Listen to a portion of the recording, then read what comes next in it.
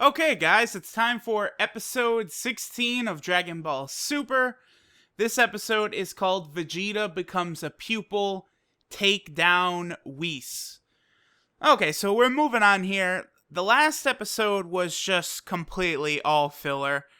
A little bit of a disappointment, but I mean, we'll see. There's still no definite number of episodes for Dragon Ball Super, so hopefully it wasn't, just a wasted episode. But anyway, so this episode starts off with Kabito Kai and Old Kai monitoring things from their Grand Kai world.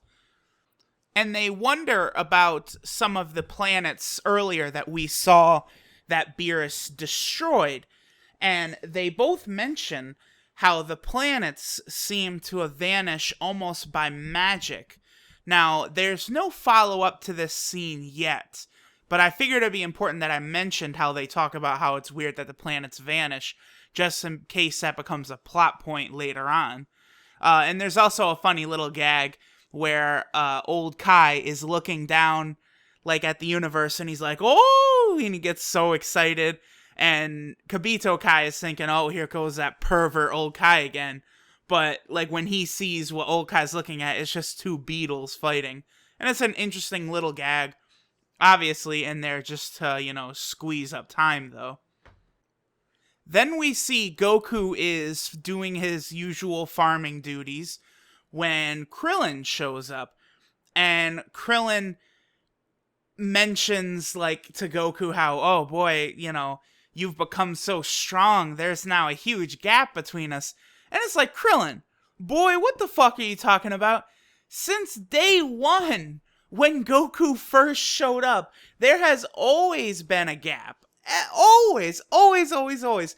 The first real time Goku and Krillin's strength is kind of measured against each other is when Master Roshi has them do like a little 40-yard dash, and Goku is faster than Krillin. So the earliest chance we can to measure them, Goku has always, always been stronger. And that was like episode 14 of Dragon Ball.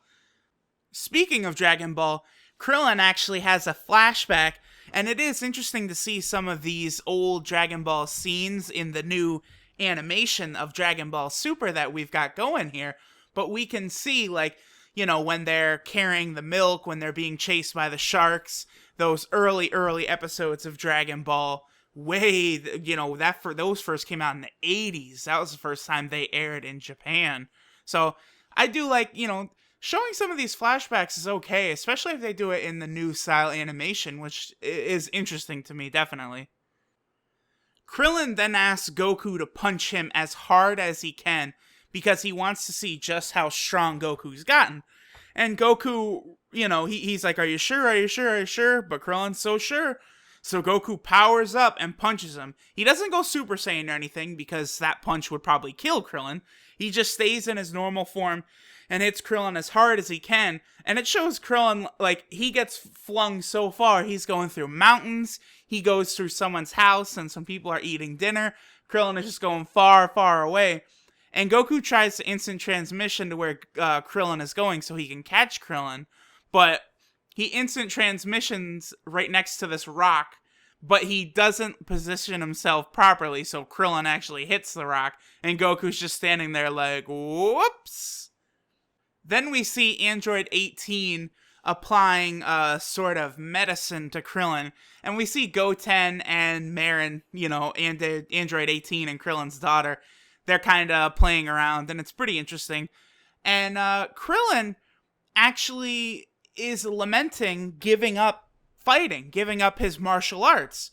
And it seems like he wants to maybe get back into doing some training and fighting.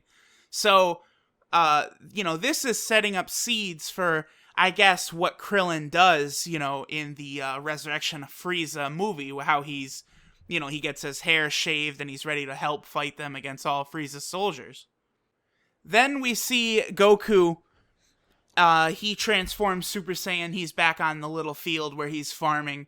And Goku is powering up the Super Saiyan and he wants to do a little training because he doesn't want to let his body get rusty. Then we see Vegeta, who's still standing on the same motherfucking mountain that we saw him last time, staring up into the sky. He transforms into a Super Saiyan, and by his comments, he's stronger, but he doesn't feel he's strong enough, and he flies back home. Then we see a scene of Bulma and Whis at a restaurant, and Bulma is feeding Whis and showing Whis, different delicacies of Earth. And, Whis kind of says, like, oh, Bulma, you're so good. Thank you for showing me all this delicious food. And it's really interesting because Whis, he's thankful that Bulma is giving him this food. And then he kind of Bulma says, like, oh, yeah, hey, if Beerus ever shows up, though, make sure you protect us. And Whis is like, we'll see. So clearly, Bulma is trying to get on Whis' good side, just so that, in case Beerus ever decides to destroy Earth, maybe Whis can get Beerus to, not go through with the attack. Vegeta arrives back at the Capsule Corporation, and he kind of there's a fountain outside, and he kind of takes a little bit of a shower. The water kind of washes a little bit of the dirt off. And Bulma and Whis appear, they arrive pretty much around the same time as Vegeta. And Vegeta is very, very surprised to see Whis. And it's interesting, Whis kind of looks at Vegeta, and you could see his eyes following the different dirt spots on Vegeta. It's actually a pretty interesting scene.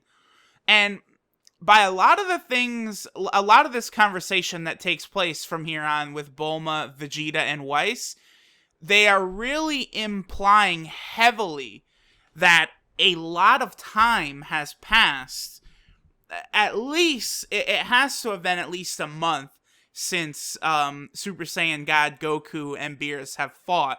There most definitely is, time that has passed, because they do mention several things. It's revealed that Bulma has taken Whis out to eat several times, which Vegeta is a little surprised by. Whis does mention that Vegeta is much stronger than he was before, obviously, when Beerus and Goku did battle, and remember, Vegeta fought Beerus for a little bit as well, and Whis is saying that Vegeta is stronger than he was during that fight.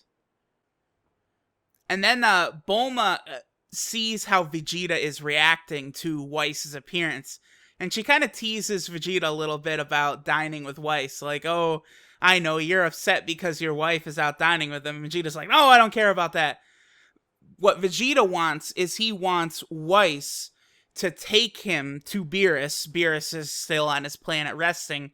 Vegeta wants to go prove his strength against Beerus and that he's a lot stronger. Bulma pulls him aside and says, listen, even Goku couldn't beat him, stop being dumb. And Vegeta's like, oh, you always hit me where it hurts. But even after that, Vegeta wants to force Whis to take him to Beerus. And it looks like he's about to attack, but he kind of senses weirdness from Whis, and he questions Whis, who the hell, what are you? You aren't just Beerus' servant. And this is where Whis turns around and says, oh, didn't I say before? I'm Beerus' teacher. Now see here, this is the first time we're learning about this in Dragon Ball Super. Remember, in Battle of the Gods, the movie, Beerus tells that to Goku when they're fighting in space. But that didn't happen in Dragon Ball Super. This is the first that we learn of it. And Whis kind of sizes Vegeta up, and he tells him that if Vegeta can better take control of his energy, that he would be able to defeat the other Saiyan, Goku, in a fight. Which, of course, that's the magic words to get to Vegeta's heart right there. Whis really got inside his head after that. And so Vegeta kind of gets down, in a kneeling stance and asks Whis to train him. And Whis agrees that he will train Vegeta, but under the one circumstance that Vegeta would become the god of destruction. And Vegeta doesn't give an answer because I assume he does not want to become the god of destruction. But Vegeta suggests an alternative, which is that he'll treat Whis to the most delicious meal on Earth. After this, we're set on kind of like a funny little montage as Vegeta takes Whis and Bulma. They go to several different restaurants, and Vegeta's like, "Oh, this steak is delicious," and Whis kind of like, cuts Vegeta off and finishes his sentence about why that food is good. And it's revealed that Bulma has taken Whis to all of these great restaurants before. Eventually, Vegeta says, "Fine, I'll cook you a meal myself," but he's breaking the eggs and he's just making a fool out of himself. Vegeta obviously cannot cook quite so much, and Bulma tells Vegeta to give it up, and Vegeta counters, "It's not like you can cook either." And this obviously clues Vegeta in. I guess the secret weapon, the actual most delicious meal of all time that Bulma later says she was saving as a trump card, is like instant ramen noodles. That's what Vegeta gives to Whis, and Whis goes crazy at how delicious it is. And it's like, are you fucking kidding me? Ramen noodles? What the fuck?